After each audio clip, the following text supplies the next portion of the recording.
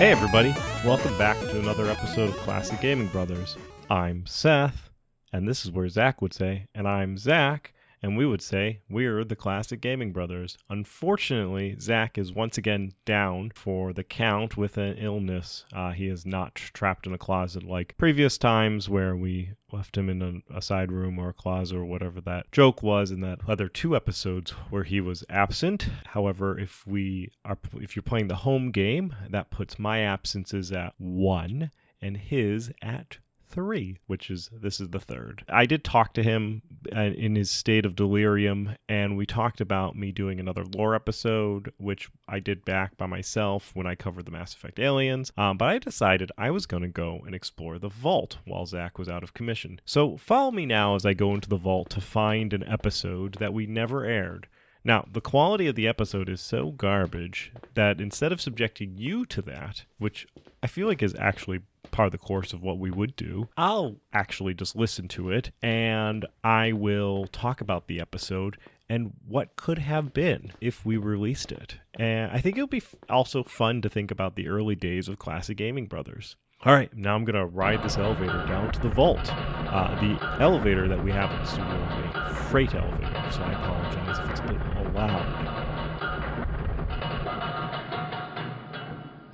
Okay, we're here. Let me head over to the vault and open the door.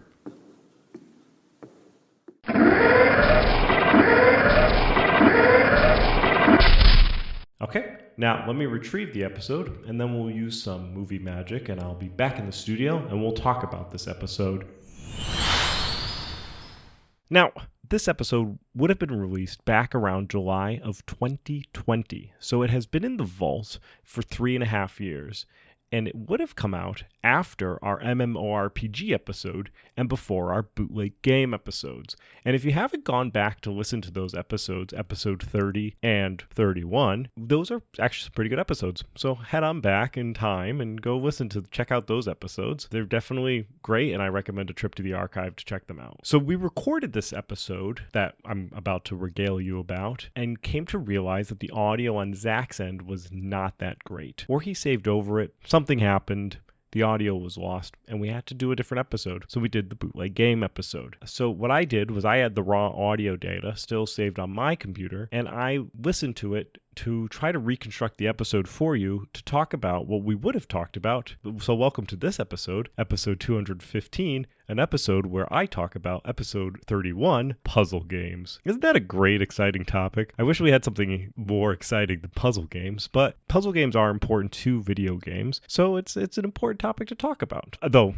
not important enough for us to come back and cover it 200 episodes later, but we're here now, and that's all that matters. Now, one of the first things I wanted to mention listening to this episode is that I recall a joke that we used to say in the beginning of the show, which was always classic, sometimes classy, which is a great slogan. Maybe I'll get to put on a shirt. Maybe we'll use it again. But we also have to make a note that we are also always brothers. So even with Zach and his sickness right now, my thoughts are with him, and hopefully he gets better. When we did our recently played section, Zach had talked about recently playing Barotrauma with me. Barotrauma, for those who don't know, is a game that takes place in the distant future on a submarine traversing the inhospitable oceans of Europa, which is one of Jupiter's moons. We've talked about this game a couple of times. We've also played this game on our Twitch stream. Now, the player is assigned a job on the submarine and must coexist with other crewmen aboard the vessel. Barotrauma was released back in March of 2023 as version 1, which is in the future of the episode at this time, which would have been July 2020, but it was released in June of 2019 in early access. So that's what the game Zach and I would have been playing, was the early access game. And this game was developed by Fake Fish and Undertow Games and published by Daedalic Entertainment. I don't know if I've actually played Barotrauma since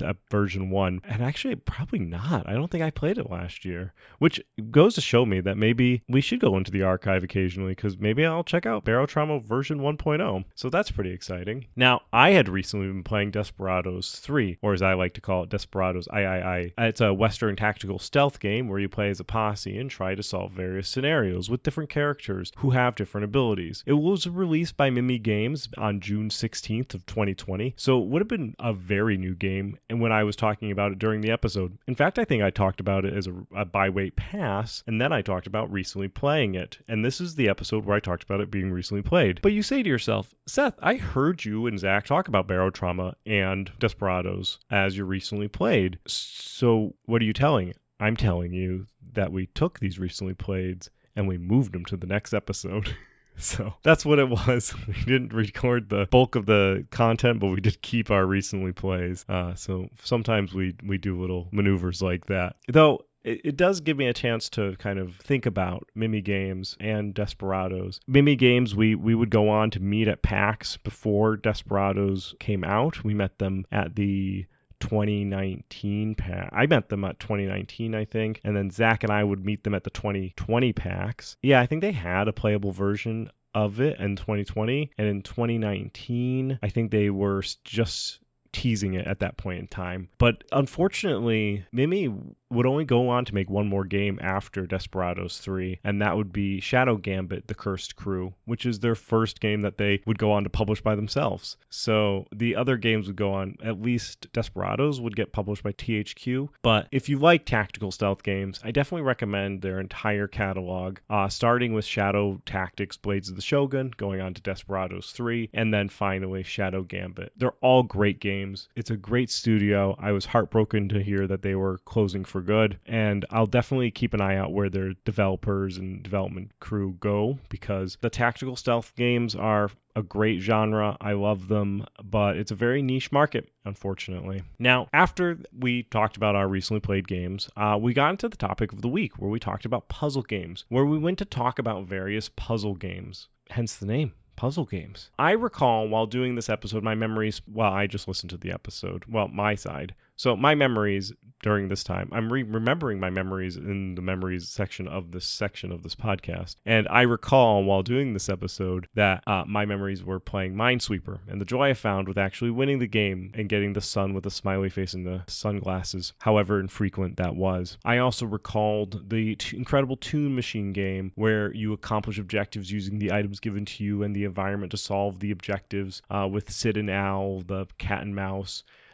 It's actually the mouse and cat. And these style of games, Incredible Toon Machine, Incredible Machine, both of those styles of games come off as simple in early levels, but as you move up, they become more complicated and the levels become more difficult, which plays into the fact that it's a game of skill. And I like that. I like the build up as you get better and better and more complicated as the game goes on. Puzzle game. I also remembered that a lot of puzzle games were simple and that they could be played on many different things, and many of us had played them out of boredom, such as Snake, and playing Snake on like a TI-89 calculator, which I think is somewhere where puzzle games kind of live, in that they live in sometimes this area where people would play them because it was something to do, where I think that our technology has advanced so much, so fast, so recently, that I think now, if you're especially a gamer, instead of playing maybe a simple puzzle game on your Nokia, like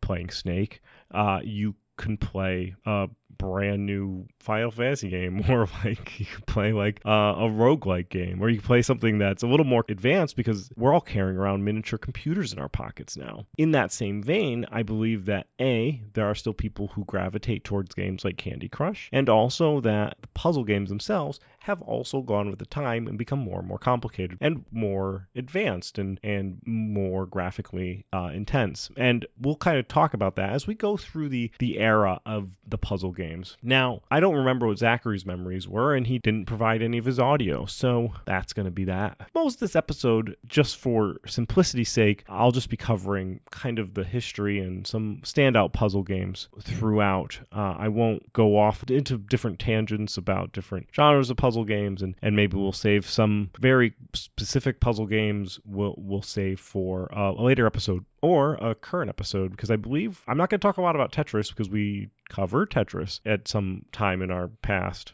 We actually covered Tetris in episode 100 32, where we talk about Tengen and Tetris, the Soviet mind game. So if you're interested in learning more about Tetris, you can go to that episode or watch I think Netflix has a show on it as well. Or you can watch that, get all your Tetris information that you want. But for specifically us talking about Tetris, I won't talk about it a lot in this episode. It's obviously a puzzle game, but we do have an episode dedicated to it, episode 132. It's specifically Tetris, the Soviet mind game.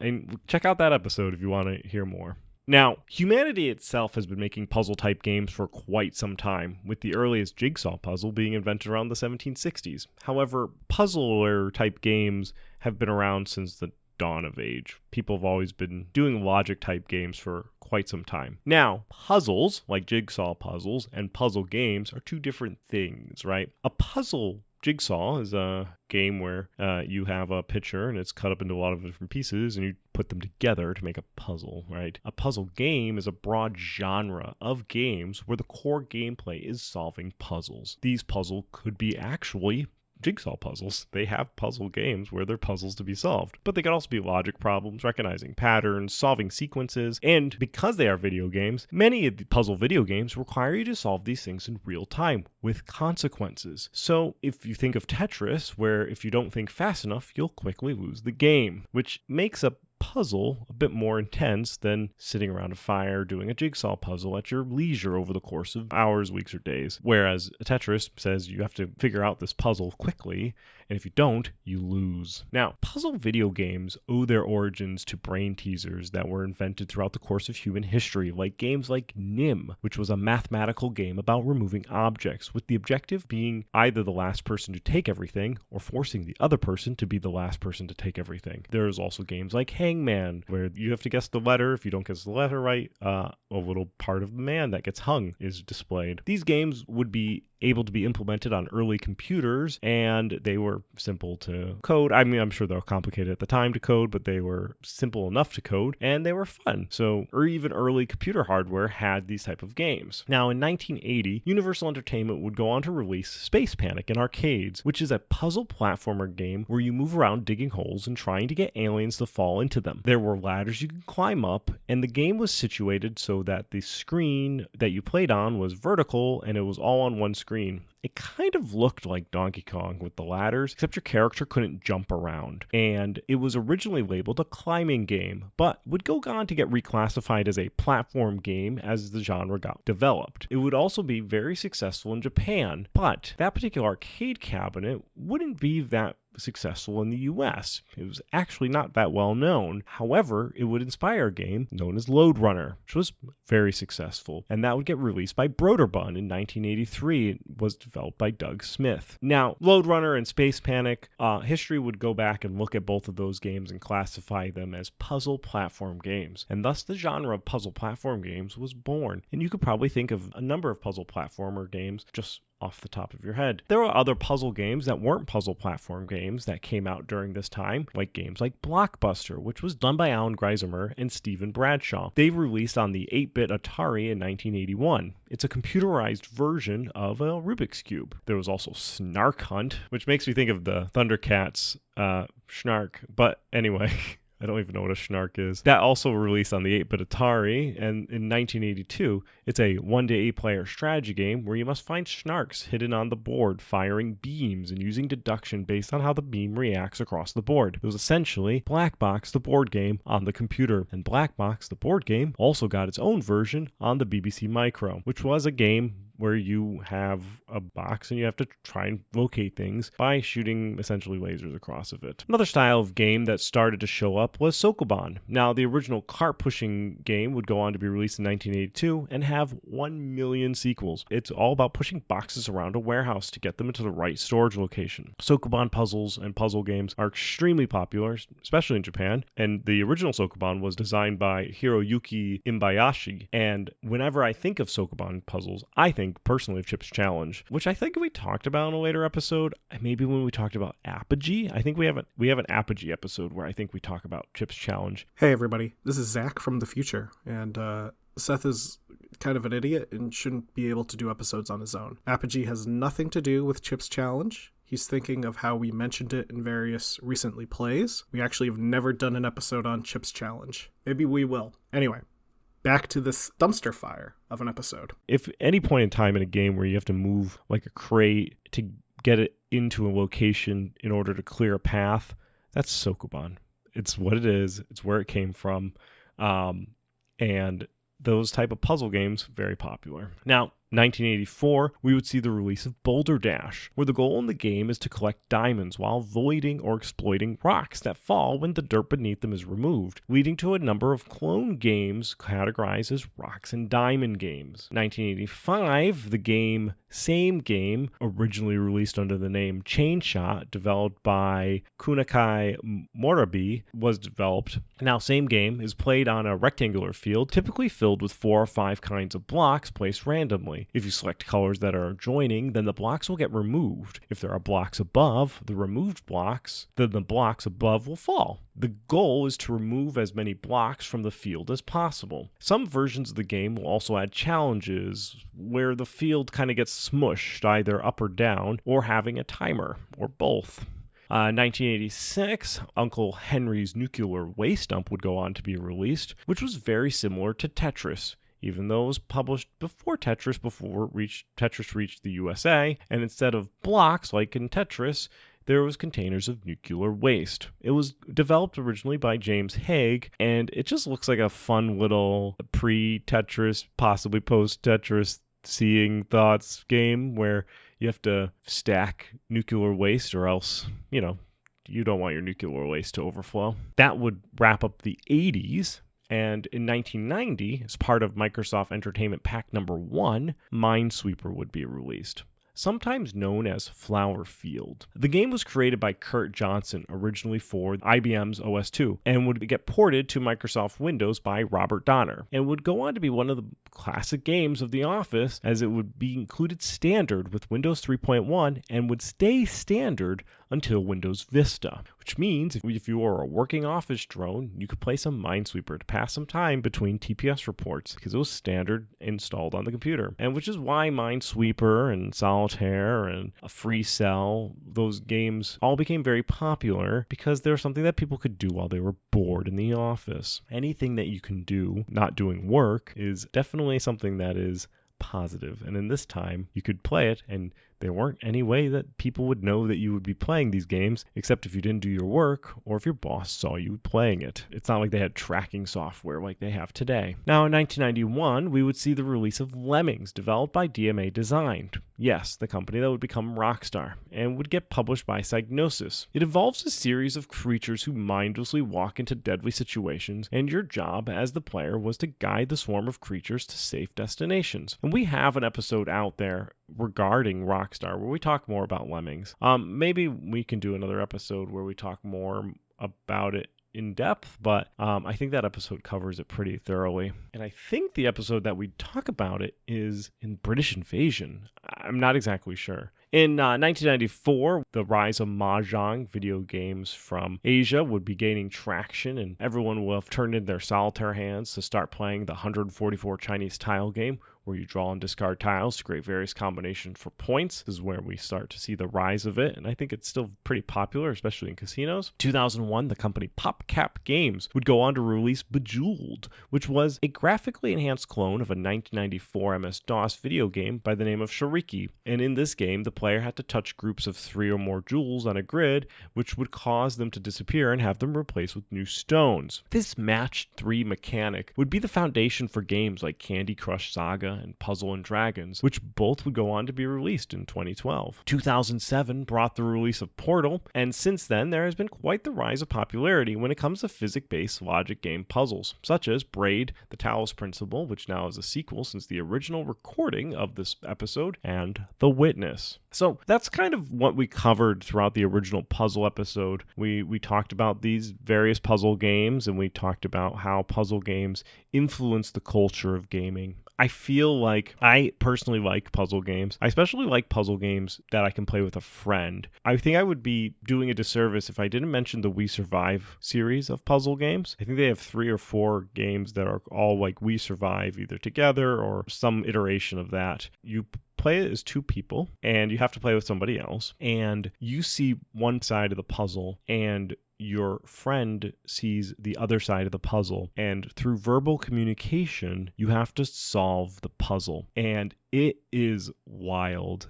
Just having someone describe you a puzzle poorly is probably the funniest thing that I have experienced. And I have one friend that we have played through at least one of the We Survive Together games, and we're midway through the second ones. We'll probably pick up the third one or whatever one we need to pick up to continue the series. After we finish the one that we're on, it's just a great time sitting down and working through puzzles together. So if you like puzzles and you have just one friend, check out the We Survive series. It's definitely a series that I really enjoy playing, and have to really get back to playing in the 2024 year with my friend Ryan, who's a friend of the show, because that's who I play We Survive Together with. I don't play with Zach because he wouldn't help me out even if I was stuck in some trouble. Hey everyone, again, it's Zach from the future. Seth is really doing his best here. He is actually talking about the We Were Here series of games, not We Survived Together. I promise I'm never taking another sick day again. Now, we wrapped the episode up at this point in time. Since it was an early episode for us, being back in the 30s, this is when we would do our Byway Pass, which is convenient because Zach's not here, so we don't have to talk about the Retro Rewind. So keep remembering what we were tasked with playing from the last episode. We'll talk about that in the following Sunday after this episode. And that Byway Pass section, Zach talked about Star Wars Squadrons, which would go on to be developed by Motive Studios and was set to release later that same year of the recording of October 2nd, 2020. He wanted to buy it. In the game, you play as two different pilots, either a pilot for the New Republic Vanguard Squadron or the Empire's Titan Squadron. Zach would go on to buy this game, and he would enjoy it. I have yet to play this game, so maybe I'll look forward to buying this game in 2024. We'll see. I believe Zach had it on the VR too, like the PlayStation VR, so I think that is how the game is best played. Anyway, my Byway Pass for this episode was Empire of Sin, which I said that I would buy it. I ultimately did buy it. It was also released later that year from recording, December 1st, 2020. The game is a strategy game that puts you at the heart of a ruthless criminal underworld of the 1920s Prohibition Chicago. Now, at this time of this recording, I've played about 3 hours of the game. It's okay. I think I talked about this game in another episode after I think it was a recently played, but it ended up just not really being my speed. It had some bugs. I may have to give it another shake, but it looks like the game is one of those games. If it's on sale, it's a good buy.